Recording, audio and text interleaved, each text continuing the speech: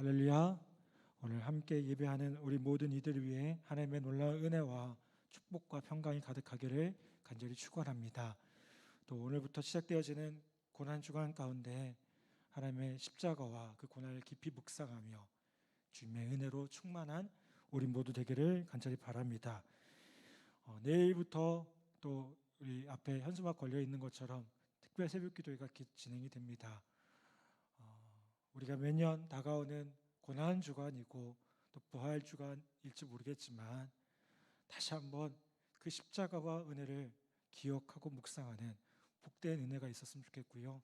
또 습관적으로 또 때가 됐구나라고 생각하지 마시고 날마다 새롭게 하시는 그 하나님의 은혜를 우리 모두 경험하는 복된 은혜의 자리가 되기를 간절히 소망합니다.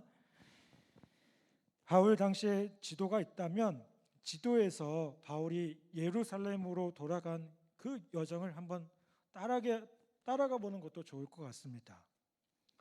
바울은 백길을 따라서 밀라도에서 고스로, 고스에서 로도로, 로도에서 베니게로, 베니게에서 두로로, 두로에서 돌레미아로 갔고요. 돌레미아부터는 육로로 가이사야에 지나 드디어 예루살렘에 들어가게 됩니다. 여러분, 주님을 위해 충성하는 일에는 끝이 없습니다. 두로, 고스, 로도 등 알려지지 않는 이상한 이름들이 나열되어 있지만 이 단어와 이 단어 사이에는요, 우리가 감히 상상할 수 없는 고초가 숨어 있음을 보게 돼요. 그리고 주님을 위해 죽기를 각오하고 예루살렘으로 향했던 바울과 그리고 누가 그리고 동역자들의 발자취가 배어 있음을 보게 됩니다. 그러므로 성경에 기록된 한 글자라도요, 그냥 넘어갈 수가 없어요. 오늘 이 본문 말씀 중에 인상적인 부분이 있습니다. 바울이 지중해를 완전히 건너서 드디어 예루살렘 근방인 두로에 도착을 합니다.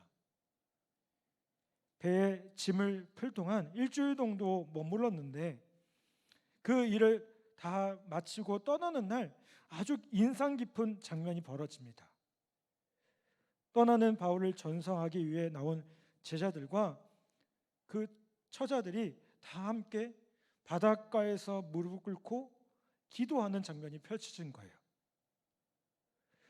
오늘날 이러한 풍경이 바닷가에서 이렇게 펼쳐진다면 주변에서 그렇게까지는 이상하게 보지 않을 거예요. 그렇지 않겠습니까? 그런데 여러분 생각해 보십시오. 당신은 어떤 상황입니까? 예수 믿는 사람들이 그렇게 많지 않았어요. 여러분 요즘은 예수 믿는 사람도 많고 공항이든 뭐 사람을 떠나는 분이 보내는 곳이라면 기도하는 모습도 볼 수가 있어요. 그렇죠? 그런데 바울 당시에는 그렇지 않았어요. 당시만 해도요, 기독교는 완전히 이방 세계에 둘러싸여 있었고요. 예수 믿는 사람들이라고 하면 항상 이상한 눈초리로 보는 시대였기 때문에 그들이 무릎 꿇고 기도하는 그 모습은 이상하게 비춰졌을 거고 반응 분명히 달랐을 겁니다. 그런데 그러한 사람들의 눈총은 신경 쓰지 않고요, 바울을 위시한 모든 사람들은요 무릎을 꿇고 기도했습니다. 참 멋있는 모습인 것 같아요. 여러분, 신구약을 막론하고 성경에 기록된 위대한 성도들의 모습이 보여준 한결같은 모습은요,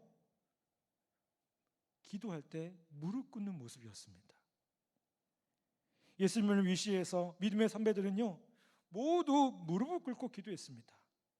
그렇다면 여러분, 무릎 꿇는다는 말의 의미는 무엇이겠습니까? 열왕기상 19장 18절에 보면 이렇게 말씀합니다.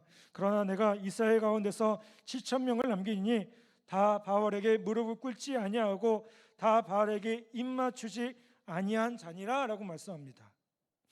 또 로마서 11장 4절에 보면요, 그에게 하신 대답이 무엇이냐? 내가 나를 위하여 바알에게 무릎을 꿇지 아니한 사람 7,000명을 남겨두었다 하셨으니 라고 말씀합니다. 여러분, 바알에게 무릎을 꿇지 않았다는 것은 무슨 의미일까요? 바알에게 복종하지 않았다는 거예요. 반대로 하나님 앞에 무릎을 꿇는다는 건 어떤 의미입니까? 이것은 믿음의 표현이었고 하나님을 경외하는 표현이었고요, 복종의 표현이었습니다. 믿음의 정절을 지키는 표현입니다. 여러분, 다니엘이 어떻게 기도했어요? 예루살렘을 향해서 아침마다 하루에 3번씩 정해놓고 무릎 꿇고 기도했어요. 믿음의 정절을 지켰어요. 여러분, 우리의 신앙의 선배들도 다 그렇게 했습니다. 모든 표현이요, 무릎 꿇었다라는 그 표현 안에 다 들어있음을 보게 돼요. 여러분, 무릎 꿇고 기도했던 위대한 신앙의 선배들을 기억하면서 우리 자신의 모습을 좀 돌아보았으면 좋겠어요. 여러분, 우리가 어떻게 기도합니까? 물론 태도라는 것이 모든 것을 결정하는 것은 아닙니다. 성경에도요, 태도를 근거로 해서 기도를 잘한다 못한다 따지지 않고요, 기도가 진실하다 진실하지 않다라고 하지 않아요. 그런데 여러분, 인간의 행동은요, 그 마음을 좌우합니다. 그렇지 않습니까? 나의 작은 행동 하나가 내 생각을 바꾸고요, 마음을 자체를 바꿔요. 이런 것들을 생각해 보면 행동을 전혀 무시하기는 어려운 것을 보게 돼요. 제가 주일날마다 또 토요일마다 늘 하는 게 있어요. 뭘 할까요? 주일날 입을 양복과 또 이 안에 셔츠를 다림질 다 해요. 사모한테 맡기지 않아요. 왜냐면 물론 저보다 잘하시지만 제가 직접 해요. 왜 그럴까요? 제가 그거 하면서 뭐 하는 거예요? 주일을 준비하는 거예요. 이 옷이 아무것도 아닌 것 같지만 제가 그렇게 주일을 준비하는 마음으로 제 자신을 새롭게 하는 겁니다. 또 설교하기 전에 그냥 올라올까요? 그냥 아무렇게나 제가 티셔츠 입고 와서 설교하면 되겠습니까? 물론 특별한 수련회나 그럴 수 있습니다. 근데 그렇지 않고 공예배 때는요, 가능하면 정장을 입고 그렇게 설교합니다. 왜요? 제 마음 자세가 분명히 다르거든요. 여러분, 마음이 흐트러져 있으면 행동도 흐트러지고요, 하나님 앞에 자신의 마음을 온전하게 드리는 경외감이 없다면 태도도 자연스럽게 경외감이 있다면 태도도 자연스럽게 경외감이 묻어나오는 것을 보게 됩니다. 여러분, 기도하는 자세와 함께 말하고 싶은 것은 뭐냐면, 교회 밖에서 성도들이 모였을 때요, 공적으로 기도하는 것을요, 너무 세상의 그 눈치를 볼 필요는 없다는 거예요. 여러분, 생각해 보세요. 이 초대교회 모습, 성도들의 모습 어떻습니까? 제가 앞서 말한 것처럼 이들은 이방 세계에 둘러싸여 있었고 믿는 사람들이 참 적었어요. 그런데 눈치 보지 않았어요. 여러분, 물론 쇼를 할 필요는 없어요. 일부러 그럴 필요는 없어요. 그런데 사람들이 아무리 많이 있어도요, 정말 머리 숙여 기도해야 될 때는 기도해야 하고요, 꼭 무릎을 꿇고 하나님 앞에 매달리지 않으면 안 되는 그 어려운 상황에서는 어떻게 됩니까? 무릎 꿇어야 돼요. 여러분, 우리가 힘들고 어려울 때 사람 앞에 무릎 꿇는 것보다 하나님 앞에 무릎 꿇는 게 나아요. 아멘. 여러분, 사람 앞에 무릎 꿇기보다 하나님 앞에 나와서 하나님께 부르짖어 기도하면 나아요. 왜요? 그 하나님 어떤 분이세요? 들어주시는 분이셔요. 응답하시는 분이셔요. 기도 가운데 역사하시는 분이셔요. 여러분, 우리가 무릎 꿇고 하나님 앞에 매달려야 됩니까? 그 절대로 창피한 일이 아닙니다. 찬양할 때도 마찬가지예요. 우리가 손들고 찬양하고 싶다면 마음껏 표현하세요. 부끄러운 일 아닙니다. 여러분, 바울 앞에 놓인 길은요, 죽음으로 향하는 길이나 마찬가지였어요. 그러니 바울과 그 사람들이 얼마나 진지했겠습니까? 자신의 영적인 지도자가 죽음을 향해서 달려가는데 무릎을 꿇는 것이 문제고 사람들이 쳐다보는 것이 문제였겠습니까? 아무 상관이 없었어요. 도로의 바닷가에는요, 그렇게 남녀노소 상관없이 하나님의 사람들이 무릎으로 드리는 간절한 기도가 가득했다는 겁니다. 빌립보서 2장 10절에 보면 이렇게 말씀합니다. 하늘에 있는 자들과 땅에 있는 자들과 땅 아래에 있는 자들로 모든 무릎을 예수의 이름에 꿇게 하시고. 아멘. 모든 무릎을 예수의 이름 앞에 꿇게 하는 것은 하나님의 뜻입니다. 시편 기자는요, 같이 굽혀 겸비하며 우리를 지으신 여호와 앞에 무릎을 꿇자 하라고 했어요.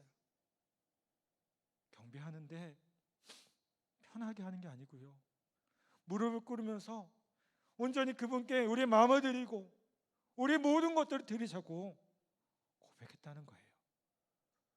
여러분, 우리의 신앙에 이러한 간절함이 또 진실된 모습들이 회복되어지기를 주님의 이름으로 간절히 부탁을 드립니다. 바울이 이제 예루살렘으로 가자고 하니까요, 꼭 그런 사람 있죠. 꼭 가지 말라는 사람도 있었어요.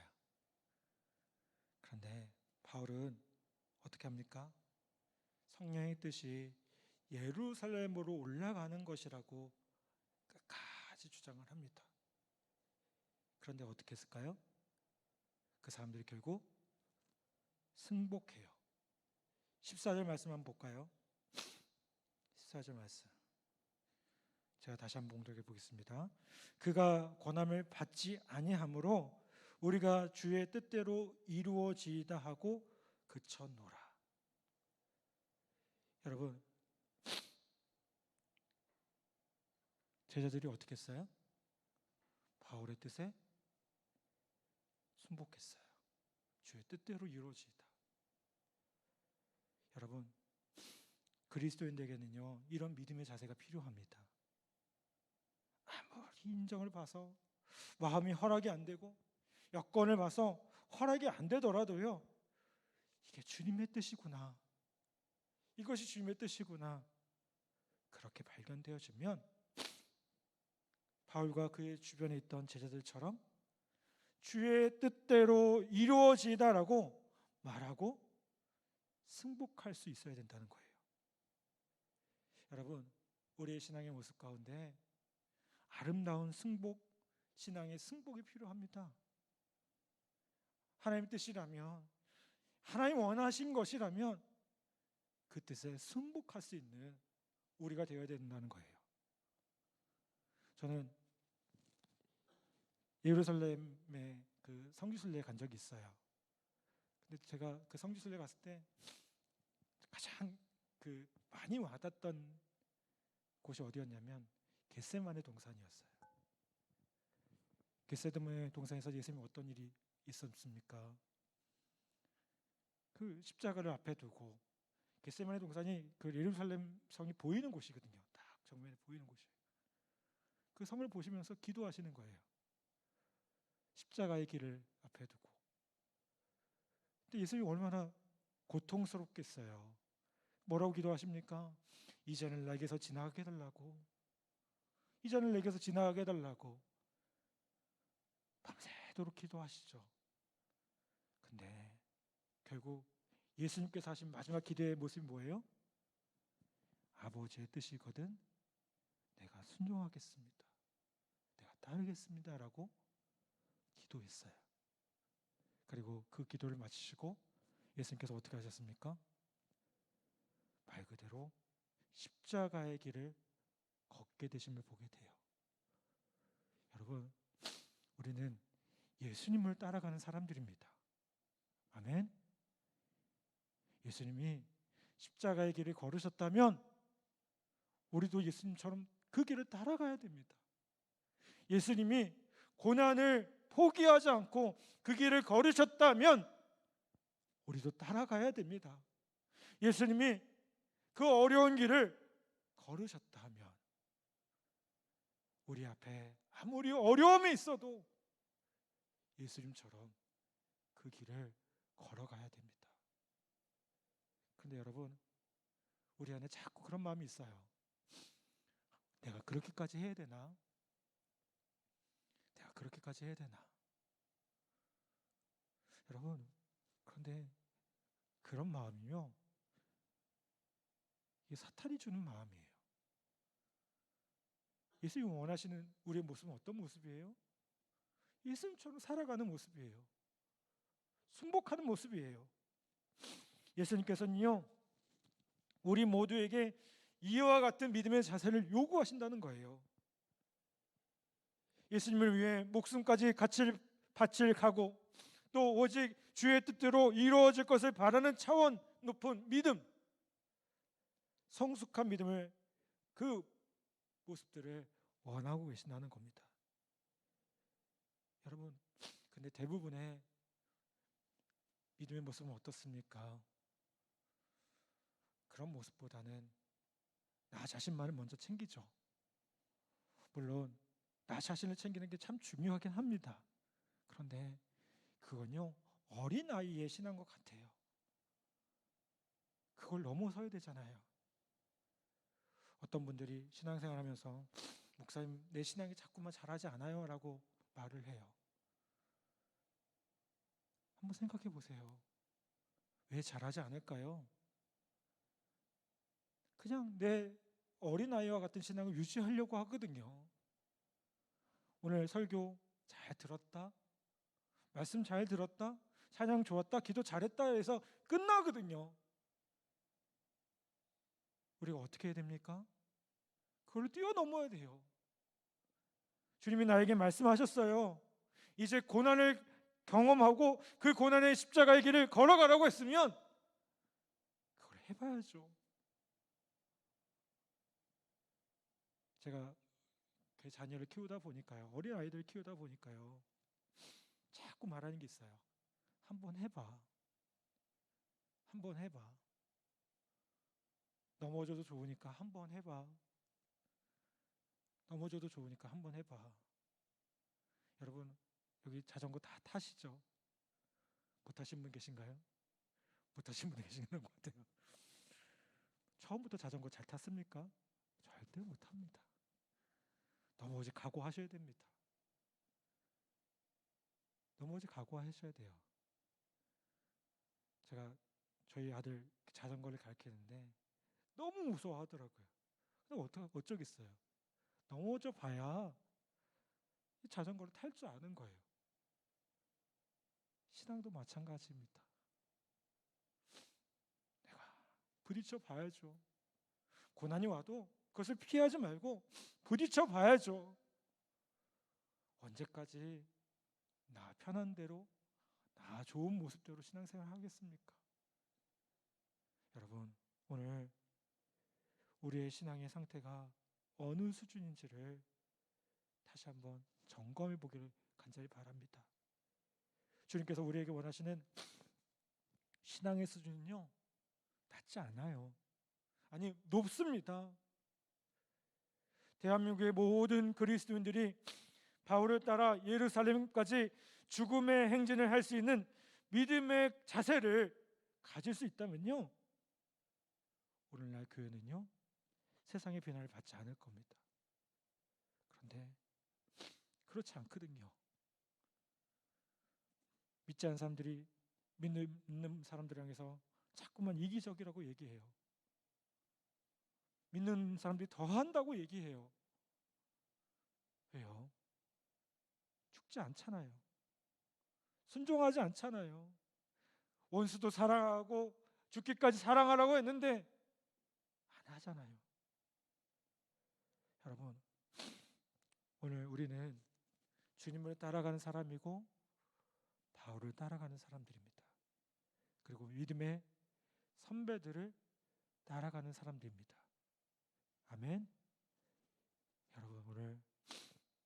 바울과 같이, 예수님과 같이, 우리 믿음의 선배들과 같이 한 걸음 한 걸음 그 믿음의 길을 걸어가는 우리 모두 되기를 간절히 바랍니다. 물론 그 길이 쉽지 않습니다. 얼마나 쉽지 않았으면 예수님도 그렇게 기도했겠습니까? 그런데 분명히 주님께서 함께 하신다고 약속하고 계셔요. 뭐라고 약속하십니까? 볼지어다 세상 끝날까지 내가 너희와 항상 함께 있으리라. 아멘. 고난 가운데 우리를 홀로 버려두지 않으시고, 그와 같이 버려두지 않으시고, 우리를 하나님의 자녀로 삼아주시고, 그 하나님의 자녀로서 그 권세를 누리면서 그 고난을 넉넉하게 이기게 하시리라 분명히 믿습니다. 여러분, 오늘 우리가 믿음의 선배들이 걸어간 그 아름다운 발자국을 기억하면서 우리도 주님처럼 십자가의 길을 걸어가겠노라고, 믿음의 선배들처럼 그 길을 걸어가겠노라고 다시 한번 결단하는 우리 모두 되기를 간절히 바랍니다. 오늘 바울의 이 모습을 다시 한번 떠올려 보기를 부탁을 드립니다. 너무나도 멋있게 결단했습니다. 또 제자들은 어땠습니까? 바울의 제자들은 어땠습니까? 그런 바울을 존중하고 그를 위해서 기도해 줬습니다. 여러분, 오늘도 오늘 우리 안에 이런 바울과 제자들과의 모습처럼 주님의 뜻에 순종하고 그것을 인정하며 살아가는 우리 모두가 되기를 주님의 이름으로 간절히 부탁을 드립니다. 아멘. 그런 놀라운 은혜가 우리의 삶 가운데 충만하기를 간절히 축원합니다. 이 시간 우리 함께 찬양하겠습니다.